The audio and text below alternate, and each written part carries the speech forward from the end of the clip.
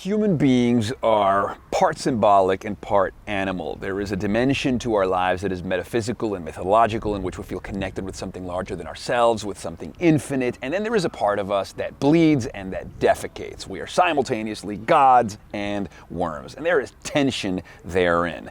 Now, when we live in our bliss, when we connect with our passion, when we connect with our purpose, when we are plugged into something larger than ourselves, we feel an agility and self-possession that is irresistible. We are as gods. We are like an airplane in flight with a million moving parts working together in perfect harmony and precision to keep this larger-than-life entity aloft and in flight. Think of that agility and self-possession that we feel when we are in the zone, when we are in the flow. Now, of course, anytime that we are reminded of our finitude, of our limitations, of our fleshly casing, that is a kind of existential bummer of the highest order. You know, I fell on my bicycle yesterday and I got a scrape on my hand, and just the wound, just like being scraped, just having to look at that and to ponder that I am a creature made of flesh, even though I feel like a mythological, metaphysical being that can contemplate space and time on a scale just shy of the infinite, a creature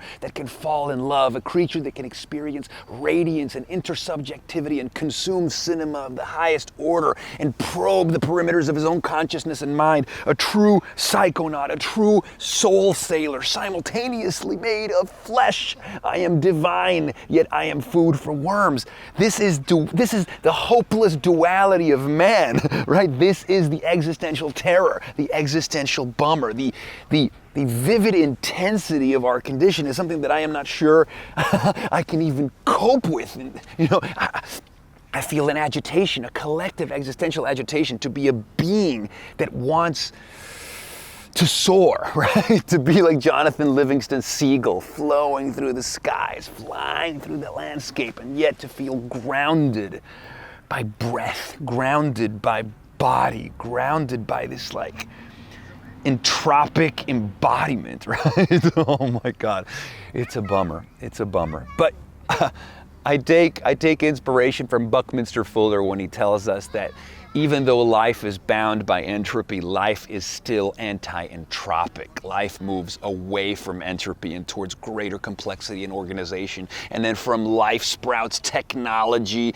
and we go from the born to the made. And perhaps with mind and life and technology, we will extend our scaffoldings of mind beyond the casings of flesh, and we might engender godhood, right? And God, as Dylan Thomas says, do not go quietly into that good night, but rage against the dying of the light. Perhaps in this quote is the summation of the human opus, the human opera, that we will not go quietly, that we are here to conquer, right? Oh my God.